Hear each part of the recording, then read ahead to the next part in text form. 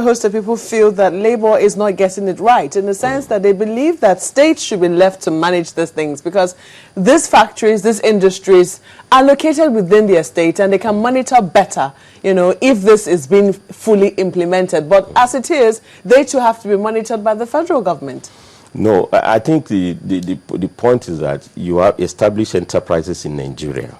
It's Federal Republic of Nigeria. There are minimum rules of engagement. I mean, if you invest in China, you invest in India, you invest in the UK, it's the same laws that guide investment and the same national laws that guide labor issues. I want to give you an example. For instance, UK, you know, the minimum wage is a big thing. Even though they started pretty late, they started in 1998, you know, and it's very interesting in UK. You have hotlines to Her Majesty as a worker. If for whatever reason your employers pay less than minimum wage, you can reach Her Majesty. I'm just talking about it. And not only that, they put a mechanism that is reviewed almost every week. You know, the idea is to give the protection in a way that nobody falls. And it's also a tool. It's interesting that you cite the UK, not the US. No, even United States. United States also has. In that particular instance. In fact, United States may be of interest to us because that's where we talk about federalism. United States also has vibrant national minimum wage. In fact, they are planning to review it upwards now. I think it's about $6 per hour. You know, it's hourly rated. You know, you can't pay, nobody will work and have less than that. And now Obama is planning to also review it as part of the process for economic recovery. Now, we even need it more here. But the point I'm raising here is that why you need to legislate on it is very significant, is that if you don't put that minimum, some state government will, as you said, will pay less. Some private employers will not even pay at all. They could employ a graduate and pay 5,000 naira per month for all what it's worth. Some people do that. But when we now say minimum, please get it right, it's not maximum. And it's not substitute for normal collective bargaining process. I mean, I'm from private sector. Most of our workers don't live on minimum wage. We've crossed that bridge.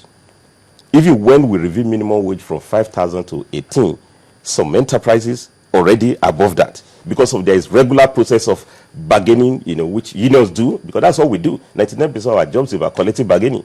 It's only one or two occasions we have to warm up the Senate, as we did on Wednesday, that you see us on the road. Anytime you don't see us on the road, what we do is to negotiate, sign an agreement. The average pay in private sector is close to about 25,000 or more. But you see, there are also some who pay far less than that. You know, and in fixing this minimum wage, you're also very careful not to kill some small businesses, chase them out of enterprise. I mean, barbing salon. So it's also an enterprise that employs certain number of workers. Is the minimum wage supposed to affect them too? No, I'm saying there are some small enterprises that are excluded from that. Otherwise, you kill small business like but there are some states who are not paying. All the states paying now? Oh, virtually all the states are paying. But not and all. If they are not paying, no, they are paying. It's about details of implementation. Don't forget, when we jack up below, it has implication along the line. So if we have seen the crisis, it's about relativity, how will it be enforced, and if you raise the minimum, those who are below also use it as the basis to improve on their pay. Because the problem we have in public sector is that there's no regular bargaining process. Am I communicating? As you have in private sectors. As to have an increment in salaries. Yeah, so they now wait, the minimum wage becomes the tool for wage improvement.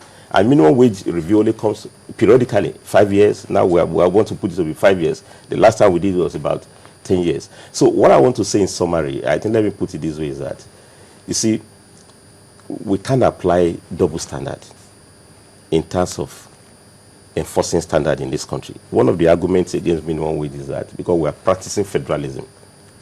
Are you getting the point? Yeah. We should allow everybody to pay. Isn't that the point? A valid point? To some extent it's valid, but I'm saying even with federalism or unitarism, whatever the opposite of unit, you must have minimum national standard. Yes, there's always minimum standard that you impose, after which each states have their own ways to enforce. But that minimum standard is that's what I'm saying. By states. Yeah, not at the federal level. Minimum standard federal. Everybody must comply with it.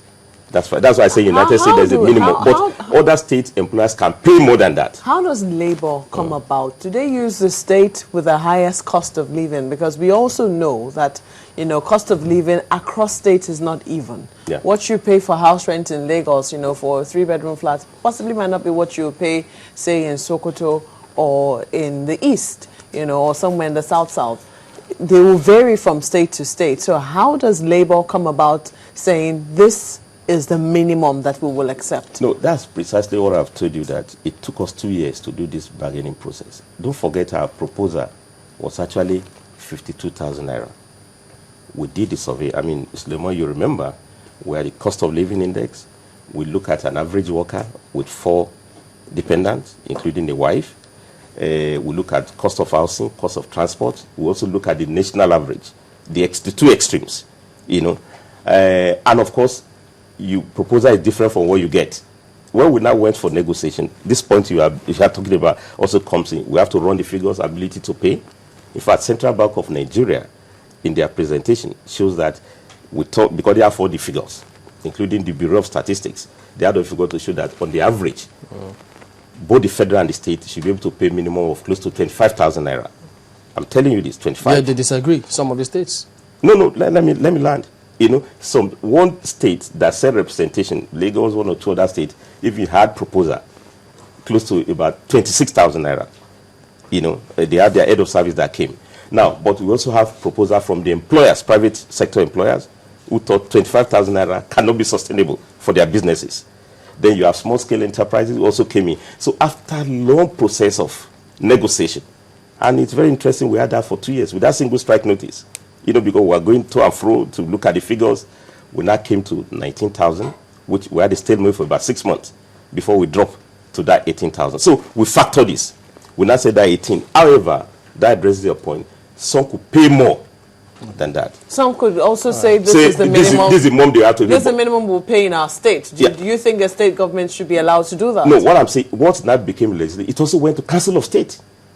Don't forget, all this discussion went to Council of State. Then after the ratification, they now had the executive bill for it to be passed. So that becomes the minimum standard. And I think what is good for the governors and the senators is also good for the working people. What am I saying about this? All governors have fixed salaries. All senators have salaries. Senator David Mark is not being paid based on what is available in his constituency. It's based as a federal city. There must be minimum.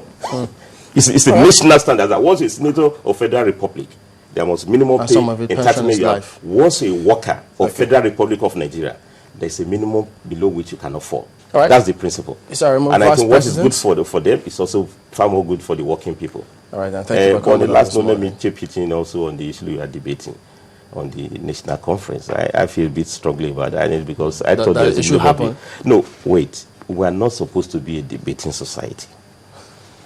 You know, what we need here is national health insurance. We need national electricity. We need national jobs. We need national minimum wage. Not a debating society. Thank you for coming. Thank you very much.